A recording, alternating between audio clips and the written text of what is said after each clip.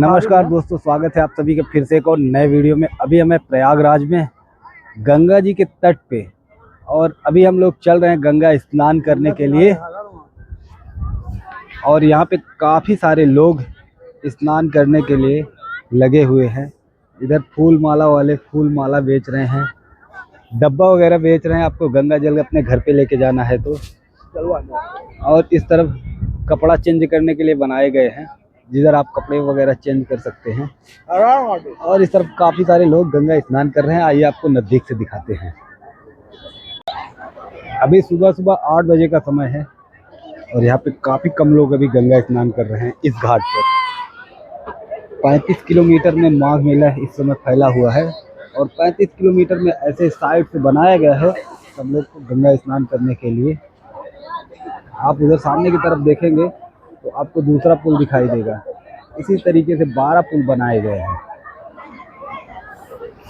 तो आइए अब हम लोग भी गंगा स्नान करते हैं। इधर अपना छोटा भाई गंगा स्नान कर रहा है, इसके बाद अपना नंबर है।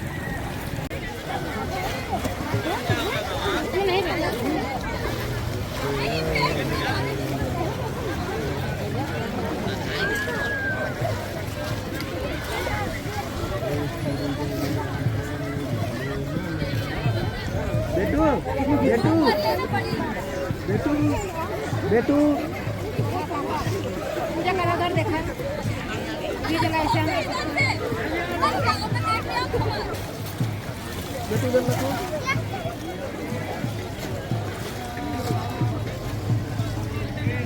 हम लोग आ चुके हैं डिजिटल महाकुंभ अनुभूति केंद्र।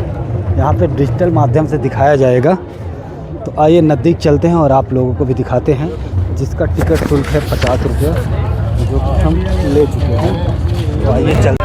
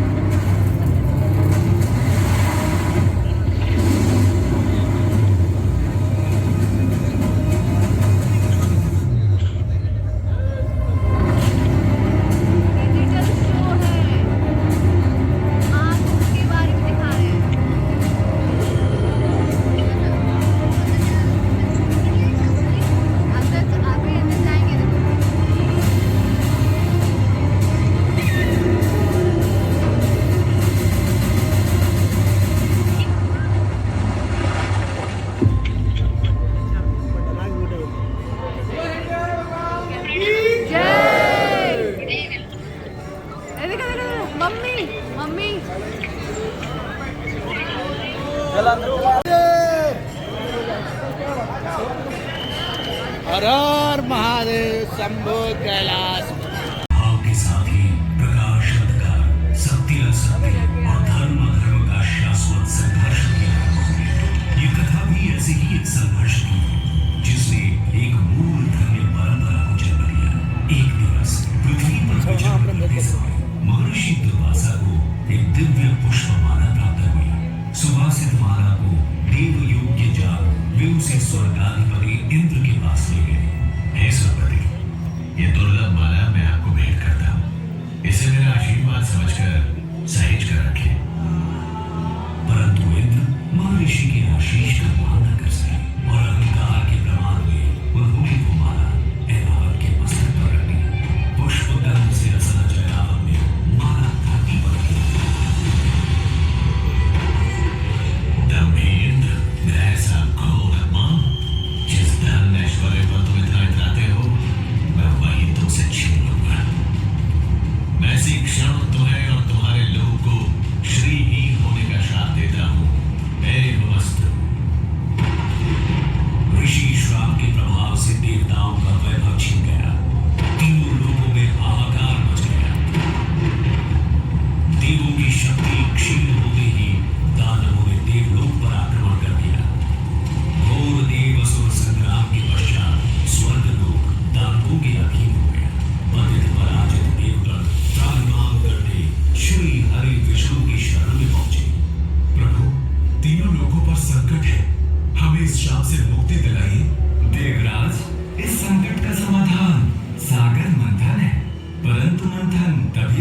होगा जब देवता और दानव मिलकर प्रयास करेंगे। ये कैसे संभव होगा नाथ? सृष्टि के कल्याण हेतु इन दो परस्पर शक्तियों को साथ आना ही होगा। हरि आज्ञा से मंथन आरंभ किया गया। मंदराचल पर्वत को मथाई और नाग वासुकी को नेति बनाकर दानव और देव समुद्र को मथने लगे। मंथन आरंभ होने के कुछ समय बाद ही हर ओर अंधकार छा गया। भीषण ताप से सब झुलसने लगा। हे ईश्वर, ये कैसी विपदा है? ये हलाहल विष था जिसकी भयंकर गंध और ज्वाला से सब नष्ट होने लगा। और तब जीवों की करुण पुकार सुन पशुपति महादेव प्रकट हुए। यदि इस विष को नियंत्रित नहीं किया गया तो प्रलय सुनिश्चित है, परंतु मैं इसकी एक भी बूंद को इस सृष्टि को छूने नहीं दूंगा। महादेव ने विष को अपने कंठ में धारण कर लिया। इस कारण उनका कंठ नीला हो गया और वे नील कंठ कहलाए। महादेव की कृपा से हलाहल विष की ज्वाला शांत हो गई और तीनों लोगों में संतुलन स्थापित हुआ। मंथन पुनः आरंभ हुआ और एक के बाद एक अमूल्य निधियां प्राप्त होने लगी। अंततः अमृत घट लिए धर्मंतरी प्रकट हुए। अधीर हो इंद्र ने धर्मंतरी से कुंभ छीन लिया, परंतु दानव ये कैसे होने लगे? देवों और दानवों में अमृत पाने के लिए छीना झपटी शुरू हो गई। इस कलह का अंत करने के लिए श्री हरि को मोहनी रूप में अवतरित होना पड़ा और उन्होंने बड़ी चतुराई से सारा अमृत देवताओं को पिला उन्हें अमर कर दिया। समर्थ हो देवों ने स्वर्ग पर धर्म का राज पुनः स्थापित किया।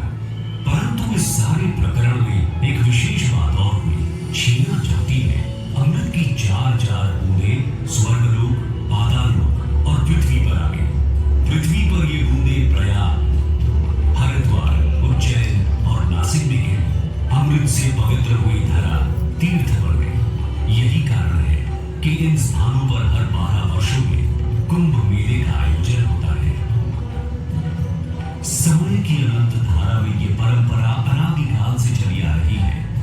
महाकुंभ मेला 2025 में आपका स्वागत है। आइए